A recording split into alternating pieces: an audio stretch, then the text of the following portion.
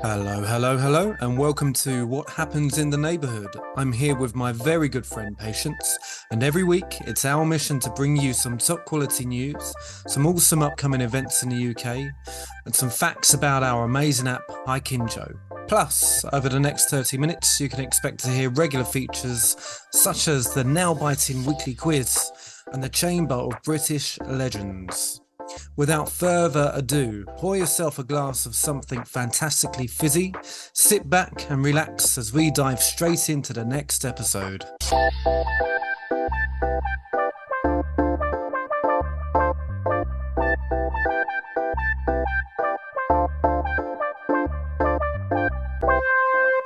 Okay, Patience, how are you doing this week? You okay? I'm doing good, thank you. How are you doing? Yeah, good, thank you. Yeah, I know we keep talking about the weather every week, but there really does seem to be a bit of a heat wave going on. Honestly, it's so weird. I think this is the heat wave, isn't it? Because this weekend it was really, really hot. I was outside. I was only wearing I went to play tennis and I was only wearing like a vest and like a gym trousers as well. And I still felt hot, even though it was like 27 degrees. That's it. But it feels like it's 40. Oh my goodness, yes, doesn't it? And yeah, I can't imagine playing tennis in this heat. I barely got the energy to walk to my Mhm. fridge, let alone play tennis. Yeah, that's I think amazing. that's the only trip that matters, It going to get is something cool. going to get, yeah, that's exactly some ice poles or whatever. But I was in Cornwall on the weekend, and Mhm. believe it or not, the weather was brilliant in London, like 30 degrees. In Cornwall, there was like Yeah. thunderstorms and rain, and it was cold. And yeah, can you believe that? Oh my gosh. So the one place that would be like ideal to be at when it's hot, it's like, Yeah, nah, it's gonna rain yeah, instead. yeah. That's it. Yeah. Oh my If God. you're dying for a bit of rain, then just invite me to your event, and yes, I will make sure it That's it. rains. It seems to follow We me got around. you. Yeah. Cool. So, has anything caught your eye in the news this week? Yeah, so this is like travel news wise. Do you know how now like we're out of the Brexit, basically. Long story short, we've done Brexit. And I think there's a bill that's it's not really, it's more like a law that's coming into place where now we would have to start paying like 5 years for us to enter countries like Spain or Greece and everything. When I think that's coming in early 2024. But what's interesting is that 2 days ago I saw that the UK is also following the step in the steps of like Europe, Union and USA as well. So from now on, there'll be an entry fee of $12, which will get you like an ETA. So I guess that's for like US citizens, Europe citizens, which is about £10. But this is like visa on arrival kind of thing. 'Cause I know when I went to Morocco like years ago, I had to pay for entry into the country, if I remember correctly. And then Mm. do you know how you usually fill out your form like, oh, I'm gonna be staying here, da da da da. Yeah. I guess it's gonna be the same thing for other people. So Ah, yeah, so that's gonna be interesting. I remember I had to do that for visiting the US. It's like an ESTA. It's called like an ESTA form, and I think it's the same kind of thing. But Mm. I Where wonder did whether you go? I went to Chicago because my brother lives in Chicago, so I've been there. No way. Yes, yes, That's wonderful. Kanye City. I'm so jealous. How was it? It is Kanye City. Yeah, I didn't actually see Yeah, Kanye, which is a bit of a letdown. But other than that, yeah, really amazing city. The food is just stunning, as you can imagine. I can imagine. Yeah. Yeah, yeah. But yeah, maybe we'll do a whole episode on Chicago. Is it a city or a state? I think it's a state, right? Chicago. Is that a No, city? Chicago is a city because it's in the state of Illinois. Oh, okay. Yeah. Yeah, I Yeah, believe. you're right. Yeah, I wonder what that money's going towards. Only the government knows, I guess. But yeah, interesting. Yeah, that's Interesting. interesting as well. Oh, another thing that I heard that was interesting is like apparently Universal Credit is going to be paying people 1,030 people in all of UK are going to be picked and they're going to be paid 1,000, I think it's 1,200 to 500 per month for the next 12 months. There's no there's no requirements for it. Just 30 random people in the UK are going to be picked for it. And it's kind of like a test drive to see whether that's going to help them with like cost of living and stuff like that as well, which is, I thought that was interesting. I want to be one of the 30 people in case if anyone is listening from the government, please just add patients to your list. That'll be really nice just to have that little push. That's it. Don't forget about us because we are No. serving up a fantastic podcast every week for the listening public. So we're giving a great service here. So yeah. Um, but yeah, I'm trying to see what's caught my eye in the news. The story I've found here on the Metro isn't as serious as yours, but it's interesting all the same. I've got one here from a couple of weeks ago, late May. Apparently, almost 1,500 Kyles traveled to the Kyle festival for the biggest gathering of Kyles in the world. How about that? Um, yeah, do you know anyone called Kyle? No. No. Okay, I thought it was a thing until you said like, oh, so it's wait, people called Kyle traveled to a sense, please. Yeah, that's it. So I'll read out what they put here. Um, Okay. so what they've done is they've traveled to the Texas city of Kyle for the Kyle Fair. And they all meet up and they wear these t-shirts with the name Kyle printed on, and they just get together and they they have a Oh festival wow. of Kyles. Yeah, that's quite Do you think interesting. Kylie Jenner was there, maybe? Possibly, yeah. I mean, Or she's Kylie not. Minogue? Yeah, that's interesting. So yeah, apparently you need proof of ID if you want to Oh. attend. And well, just reading it out here, unfortunately, Kylie Minogue and Jenna would Hmm. not be admitted because variations are not allowed. It literally has to be Kyle. So Kyle, Yes. Yes. no I. Wow. No, no. That sounds a bit discriminative. Doesn't sound inclusive to all Kyles out there. So if I have my name spelled with a C, do you know how some people they have like Charlie or like Carly and Yeah. everything? So if my name is Kyle with a C, would I be Yeah. accepted? No. You'd have to start your own Wow. festival. Yeah. Yeah, I think I might have to sign like I'll do a petition about it because that's discriminative. I didn't choose this name. It is. I wonder if you had a festival of patiences, how many there would be, because there can't be that many. Can't be as many as Kyle. I don't know. I don't think there'll be that many. Though there's definitely gonna be a lot of like POC people coming. Maybe you might see a lot of like, yeah, we'll be Yeah. very diverse from different countries. It would. But yeah, but we will not discriminate. No. If anybody that if your name is Patience, you can Yeah. come. You don't need the name Patience on your ID. You can Uh, come. I think I'd rather go to the Patience Festival than the Coal Festival. It sounds like a happier festival. Right? Yeah. Yeah, Yeah. we welcome people. We love people. But yeah. Fantastic. Cool. Well, maybe we should organize something similar on Haikinjo where we get all the Daves together, or the Johns together, or the Lindas Yeah. together. Yeah, that would be good. Yeah. Give them a bit of a day to celebrate their name. I think Right. another popular name would be like Peter. Peter. Um, Yeah. yeah. Good one. Or the Andrews, maybe. But yeah. Yeah. Or Andrews. Even Andy's and Andrews can be together, can't they? Because or you just Andy. want Andrews by themselves. No, we don't accept the Andes in our little clan. We literally it's just Oh, Andrews, Pepsi Andrews. Yep, yep. But wow. yeah, Okay, so you're just like the Kyle gang. Okay, we just like the see Carl gang. you. Yeah, yeah. It's very exclusive, you see. Andrews only, I'm afraid. But yeah. Okay. Well, you're not welcome to ours then. That's the case.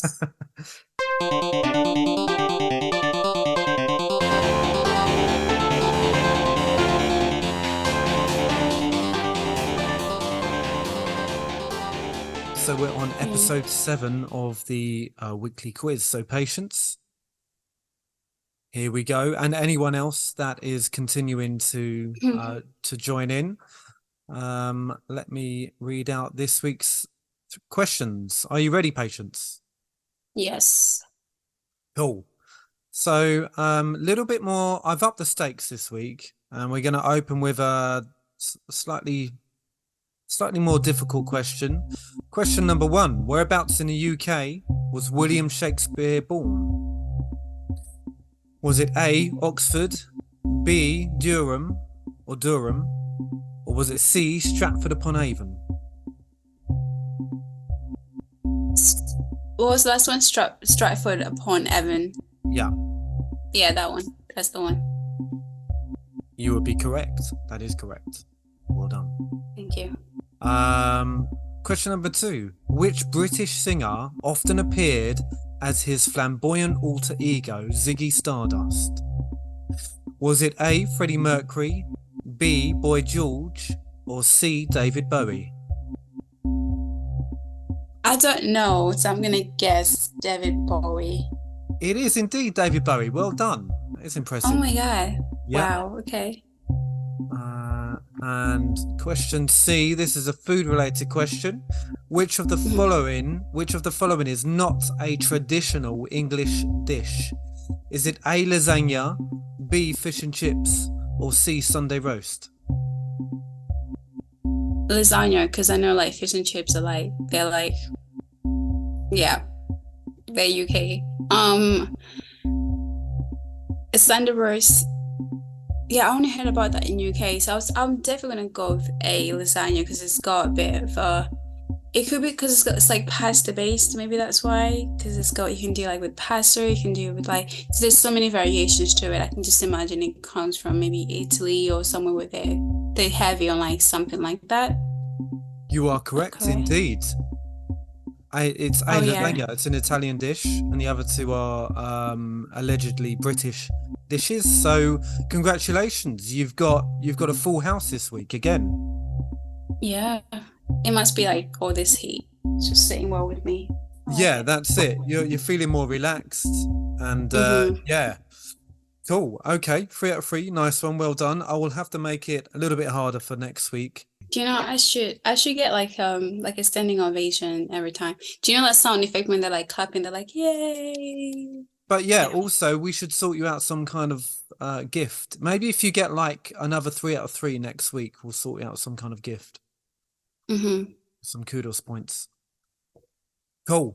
I hope you all enjoyed that. Join us next week for the next quiz.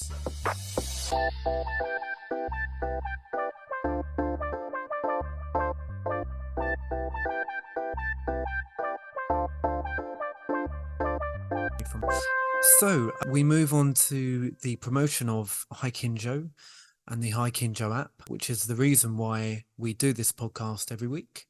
Haikinjo is an app that is connecting neighbors to one another once again and bringing back that fantastic neighborhood feeling that we feel has been lost over the past few years. And this week we've decided to talk about the benefits of socializing with your neighbors and your community and why it's so important for your mental health.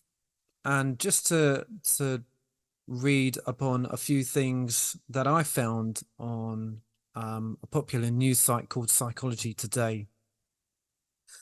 Research shows that there are 4 particular benefits of having an active social life, and Haikinjo is a wonderful hub to open up your social circle.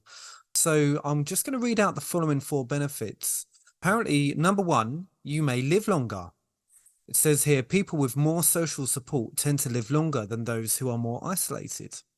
And this is true even after accounting for your overall level of health. That's a very good point. I think when you've got a healthy social circle around you, you have more reason to live. These people all add and benefit to your health in lots of ways. So that's number 1. Secondly, you are more likely to enjoy better physical health. It says here, social engagement is associated with a stronger immune system, especially for older adults. This means that you are better able to fight off colds and the flu, etc. So yeah, that's an incredible fact. Number 3, you are more likely to enjoy better mental health. So it says interacting with others boosts feelings of well-being and decreases feelings of depression. Research has shown that one sure way of improving your mood is to work on building social connections. And that is exactly what Hikinjo does. And number four, it may even lower your risk of dementia. And it says here there has been accumulating evidence that socializing is good for your brain health. People who connect with others generally perform better on tests of memory and other cognitive skills. So yeah, four fantastic reasons to sign up to Hikinjo right there for you. And yeah, patience, do you agree with what I've been saying here? And I don't know if you know this, but there's this thing called Ikigai, which is a way of lifestyle based in Japan in Okinawa, which is also known as like the land of immortals. So what it says is that they believe like the purpose of having like a life fulfillment and finding joy and purpose is um based like helping others around you, eating very well, but also being surrounded by friends and family. But obviously like the healthy friends and family, like not the ones that you can't deal with as well. So mm, so basically what it is like it's a way of like watering life into your like mental well-being. So if you're just by yourself and you're constantly isolating yourself, you don't really tend to do much. Like mm, the lack of like I guess being proactive and having to like do stuff or go get something for your neighbor, go get something for your dad or your mom and stuff like yeah, that can make you kind of become a bit of a wallower. And that can put you into a space of like spiral, which is like mm, constantly overthinking. And you can call it whatever you want to call it, but if you do that for too long, such as like that there's that saying in I don't know if you watch Karate Kid, it's when Mr. Miyagi was like, too much of anything is not good. And I think that applies also to like if you have too much of a social life, that's not good for you because you don't have time by yourself as well because you need to recharge. mm, But if you have too much of like isolation, that can also make you feel down as well. So it's like having that balance between your life, your family, yourself, eating well, helping others, being active as well. Because I know in Japan, like a kid as young as 6 years old, they can literally walk to school because that's how safe it is. There was a documentary around that. But if I'm wrong, anyone can correct me. But I remember watching a documentary about it where it's like so normalized for children to be like be part of a society and being able to go to your next door neighbor and be like, hey, I'm actually like liking this spice, but I don't have time to go to the shop to get it. Can I just borrow some?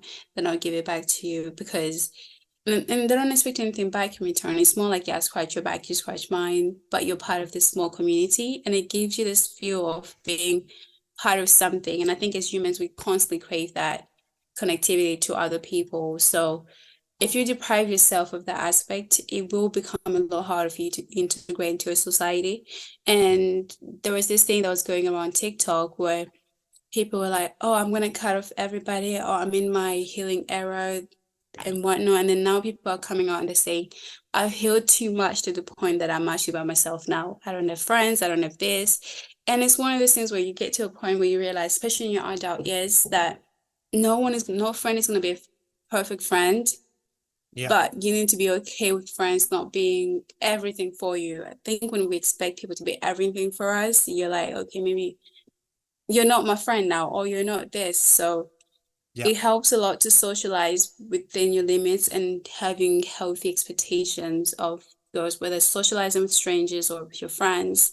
Because some friends are just introverts. Like after 40 minutes, they're good for a solid month and then they can reset themselves again after a month. But if you're just by yourself for like 90 days and 6 months, that's a lot in general. So just knowing when to socialize and when to just, fill your cup as well and when to help out others is really important. So anyways, exactly. back to your question, yes, it's very important and I agree with what you said.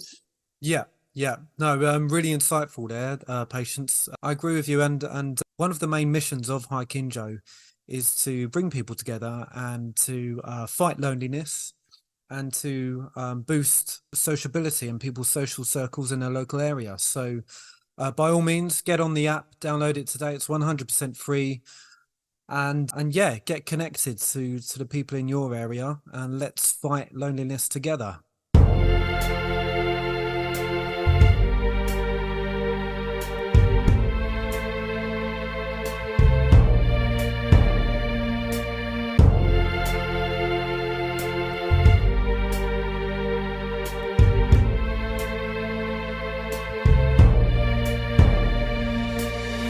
Now we are going to move on to the Chamber of British Legends. And for week 7, we are talking about something that is going to come up in the next couple of weeks in June, which is, of course, the Glastonbury Festival. And I'm not only talking about it because I'm going there. Well, I kind of am. The Glastonbury Festival is a 5-day festival of contemporary performing arts that takes place in Pilton, Somerset, England. In addition to contemporary music, the festival hosts dance, comedy, theatre, circus, cabaret, and other acts. Leading pop and rock artists have headlined, alongside thousands of others appearing on smaller stages and performance areas. Films and albums have been recorded at the festival, and it receives extensive television and newspaper coverage every single year. Glastonbury is attended by around 200,000 people, thus requiring extensive security, transport, water, and electricity supply infrastructure. So let's go into the history a little bit. It all started in 1970. The first festival at Worthy Farm was the Pop, Blues and Folk Festival, hosted by Michael Eavis on Saturday the 19th September 1970, and was attended by 1,500 people. There had been a commercial UK festival tradition which included the National Jazz and Blues Festival and the Isle of Wight Festival. Organiser Michael Eavis decided to host the first festival after seeing an open-air concert headlined by Led Zeppelin at the 1970 Bath Festival of Blues and Progressive Music at the nearby Bath and West Showground in 1970. The original headlined acts were the Kinks and Wayne Fontana. And also T-Rex played. I don't know if you know T-Rex, but yeah, very popular band in the 1970s. Tickets were only £1. Can you believe that? So yeah, it all started in 1970, all those years ago, and it's grown and grown and grown and grown, and over the decades has had some legendary headline slots. I remember the year that Jay-Z played.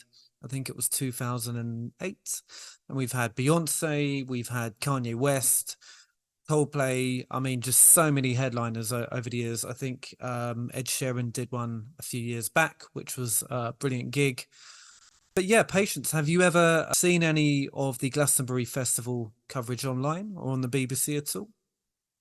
Yeah, I saw one when Beyonce did it. That was time ago. Remember when Beyonce did it, and also Stormzy when he did it as well. Stormzy's one was fantastic. I've actually seen, Yeah. because he wore, I think somebody designed him a very famous bulletproof vest that he wore. I I've remember that. Yeah. I've actually seen that. That was at the Madame Tussauds exhibition. And yeah, I mean, just a groundbreaking performance. But yeah, so the headlining acts of this year are Arctic Monkeys, Guns N' Roses, and Elton John. So very much looking Mhm. forward to seeing those guys, especially Elton. Apparently, it's meant to be his last ever gig. It'd be amazing to see that. So looking forward to that. If you guys are heading to Glasgow, please at us on social media, let us know and send us your footage and your pictures, because as I'm going, I will be gathering together a video of what I encounter, and I'd love to include some of your footage and pictures as well, because at the end of the day, it's all about bringing people together for a love of music and culture and entertainment. So yeah, we're all about that at Hi Kinjo. So hopefully see you there.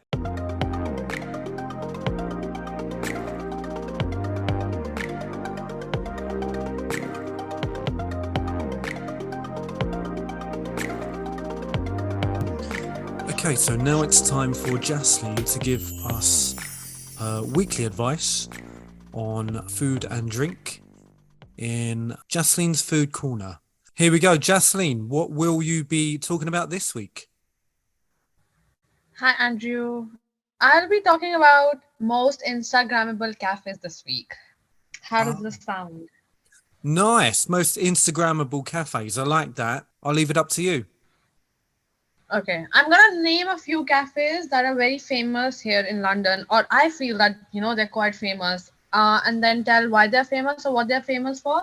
So if people haven't been to that place, what they can expect from that cafe or that coffee shop. So first one is Peggy Portion. So these cafes, like Peggy Portion, LNN, Sia, they're these cafes that keep London's artificial flower industry going. So they are all very pink, very pastel, very girly cafes, I must say, and that is why they attract the attention of people. So talking about Peggy Portion, it has very pink crockery. It's known for its pink cakes. It looks very expensive, but it is, but the cakes and coffees are fairly price tagged. And they have very nice flowery arc shape entrance as well. Similarly, when we move on to LNN, it's again very pinky cafe, and they market them as the most Instagrammable cafe in the world. No They have multiple branches here in London, and no branches are without neon signs, flower walls, and giant heart, love heart signatures, or candies. And then moving ahead to Fia Cafe. Fia is one of my favorite cafes. It's very famous for, very popular for is kadak chai, which Indians love, and similarly Britishers are also very fond of tea and the saffron cake. Again, it's not pink in color; it's more towards purple, and it has beautiful white flower wheels hanging on the roof, which attracts a lot of attention. Have you ever heard about these cafes, Andrew? But I'm sure you must have come across these cafes on Oxford Street or Bond Street or Mayfair, but never been to them or don't know the name. Well, my issue is whenever I go for a coffee, I always seem to end up in one of the big kind of chain coffee shops, Yeah, not yeah, naming any names. That's why I love these lists you're curating, because I want to find more independent, individual coffee shops with more character. So I'll be certainly be investigating a few of your recommendations. And what one okay. would you say was your favorite? Fia. It's on. It's right next to Selfridges on Bond Street. Nice. So it's a very cute cafe. You can sit outside or indoors. And then I have a few recommendations for people. If you're in Fulham and you want to work in a nice cafe, which is more, again, Instagrammable, you can check out Pearl Lemon Cafe. And then there's a cafe which is specially for gluten-free people. It's called Brickwood Cafe. Gluten-free and vegan food specifically. So they have cakes and coffee for vegan people, and it has more. The concept is more towards Australian side. And there's another one. This is quite popular. It's called Seddle. I think they've changed the name to something else. I'm not sure. I could not find the name also.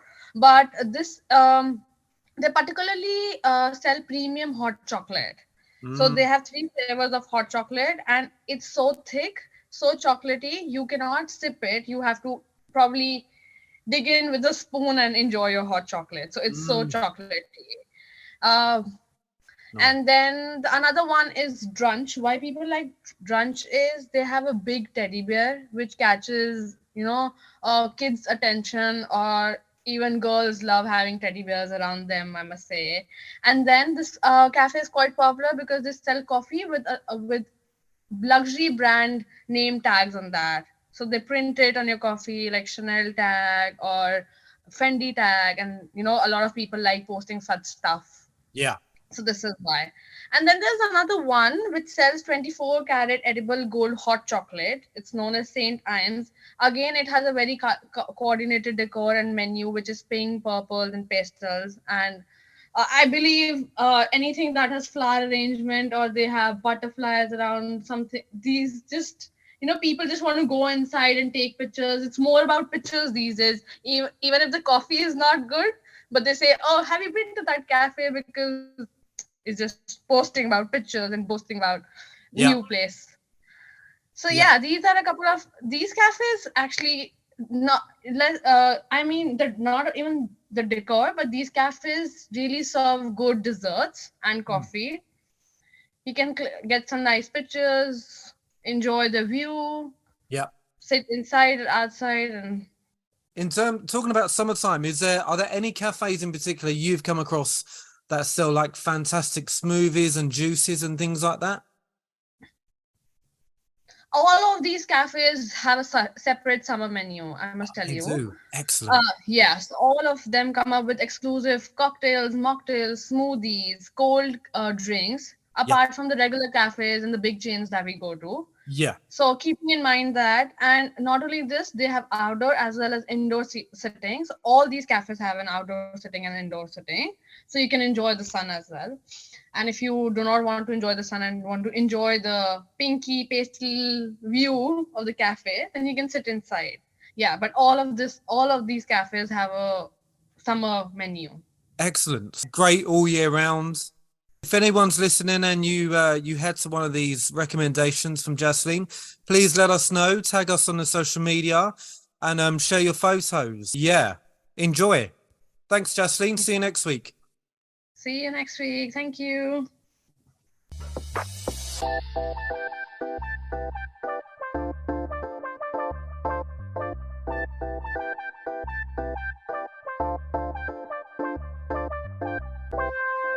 So now we move on to up and coming events happening across the UK. And I'd like to talk about Pride in London 2023.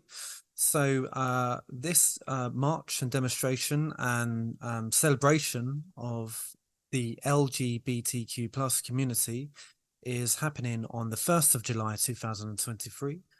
It'll be starting and based all around Trafalgar Square, central London, and across various venues across the UK as well. So I read what they put here. It usually starts from 12 noon. The march is the main event for Pride celebrations in London. The Pride usually starts at Hyde Park. Where the first Pride picnic happened in 1972, and then goes from Hyde Park Corner down to Piccadilly Circus, and then turns south onto Haymarket and Trafalgar Square. The Pride usually kicks off from Hyde Park at 12 noon, with the grandstand on Haymarket opening from 11 a.m. As in previous years, 4 fabulous stages are usually set up in the West End for Pride, as will be the case for 2003 as well. The main stage is in Trafalgar Square, with also a Golden Square, Dean Street stage and Leicester Square stage as well. So there's plenty of options and plenty of acts on the lineup. We'll hopefully see you there. Patience, have you seen anything up and coming? Yeah, mine is probably not as interesting as yours, but there is a Sellers Day Market event happening. It's like a festival for small business, street food and craft beer type of businesses. And this will be basically like a full weekend on the 24th of June and 25th of June. And it's from 11 a.m. to 4 p.m. on both days.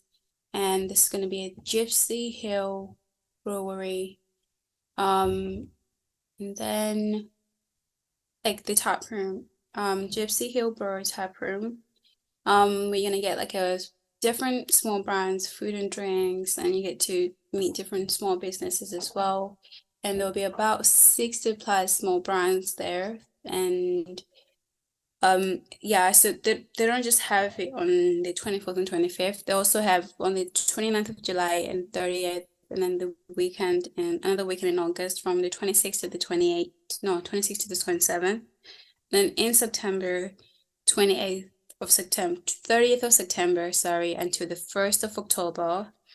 And the best way you can get there would be through the nearest station is Gypsy Hill, which is accessible via train from London Bridge and Victoria. Or alternative, you can get there overground from to Crystal Palace Station, and then or the bus, and then walk down from there to the market. Nice. Yeah, that sounds fantastic. Hopefully see you there, guys. If you're going, then please remember to tag us on social media and let us know how it went.